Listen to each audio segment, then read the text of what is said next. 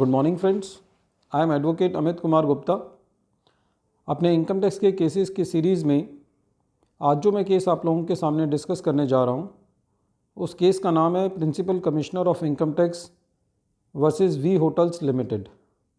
ये केस 21 सितंबर 2020 को डिसाइड हुआ और ये केस 429 ITR पेज नंबर 54 पे रिपोर्ट हुआ। फ्रेंड्स, ये केस सेक्शन 32 पर है, डेप्रिसिएशन पर। और इस केस के फैक्ट्स इस तरीके से हैं। जो असेसी था उसका फ्लैट्स बनाने का काम था और फ्लैट्स में जितना स्पेस बिल्डर ज़्यादा प्रोवाइड करता है उतने ज़्यादा उसके फ्लैट की कीमत बढ़ती है।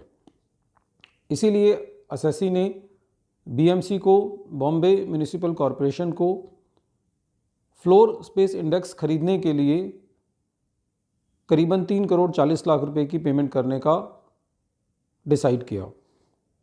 फ्लोर स्पेस इंडेक्स खरीदना ये होता है कि बिल्डर को जो वहाँ की कॉरपोरेशन है वो ज़्यादा एरिया कवर करने की परमिशन देती है कुछ पेमेंट लेकर के।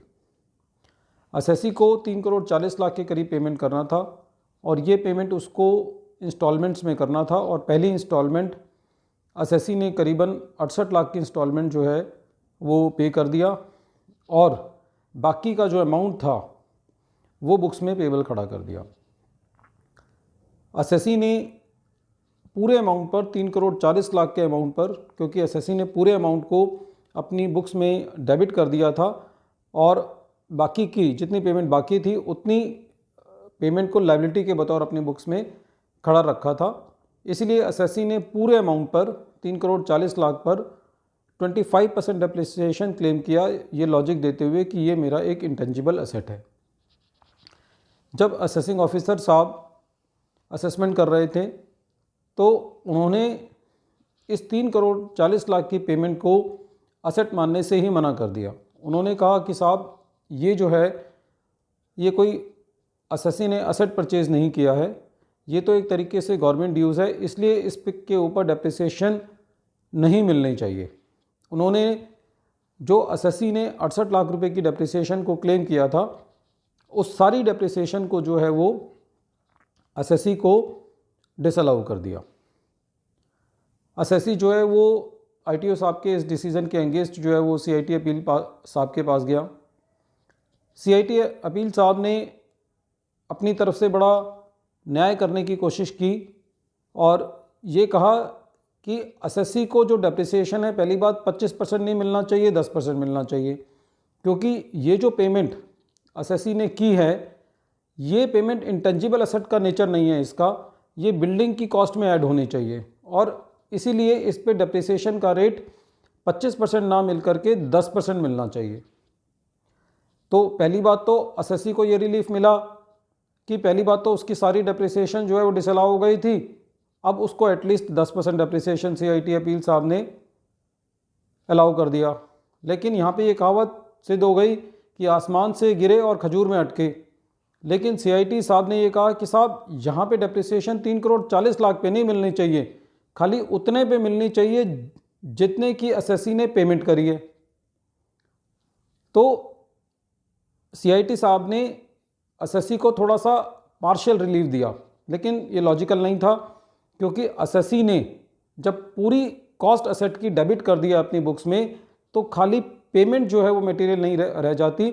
यदि इस लॉजिक से तो जितने भी असेसी कार लोन लेता है तो खाली उसको कार लोन की इंस्टॉलमेंट पे डेप्रिसिएशन थोड़ी मिलती है, पूरी कार की कॉस्ट पे असेसी को जो है वो डेप्रिसिएशन मिलता है। बहरहाल असेसी जो है वो CIT अपील साहब के ऑर्डर के अगेंस्ट ITAT में गया। ITAT ने फिर मैटर को देखा तो जहाँ तक रेट ऑफ डेप्रिसिएशन की बात थी वहाँ तो ITAT ने यह भी कहा कि साहब नहीं, रेट तो जो है वो 10% लगेगा, क्योंकि जो पेमेंट असेसी ने की है वो उसका नेचर जो है वो इंटेंजिबल एसेट नहीं है, वो बिल्डिंग की कॉस्ट में डेबिट होना चाहिए, इसलिए जहाँ तक रेट ऑफ डेप्रिसिएशन की बात है वो तो 10% ही रहेगा।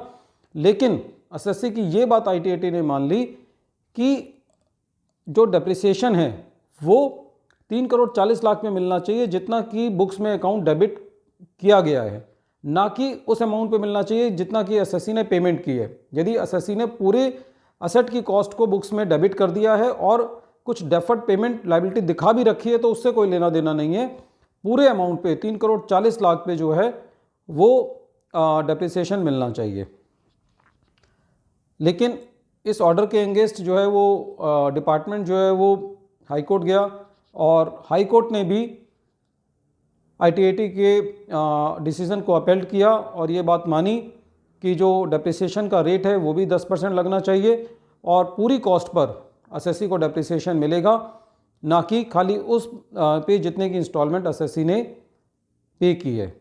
तो फ्रेंड्स, इस केस से हमें ये पता चलता है, इस डिसीज़न से हमारे सामने ये आता है कि कई बार हमको रिलीफ भी जो है वो किस्तों में देता है डिपार्टमेंट का मन नहीं करता, डिपार्टमेंट ये मन नहीं बना पाता कि असेसी को ये कैसे मिलेगा, लॉफुली नहीं देखते।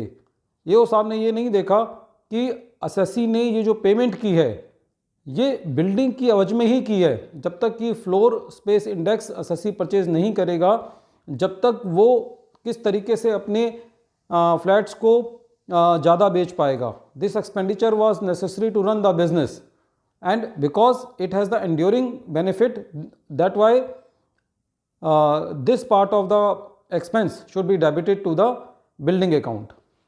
बहरहाल इस केस में हाई कोर्ट ने भी एसएससी को जो है वो काफ़ी हद तक रिलीफ दिया, उसको डेप्रिसिएशन भी मिला और उसको पूरी कॉस्ट पे डेप्रिसिएशन मिला, लेकिन रेट जो कि एसएससी खुद गलत क्लेम कर रहा था 25% का, उसको बेनिफिट नहीं मिला।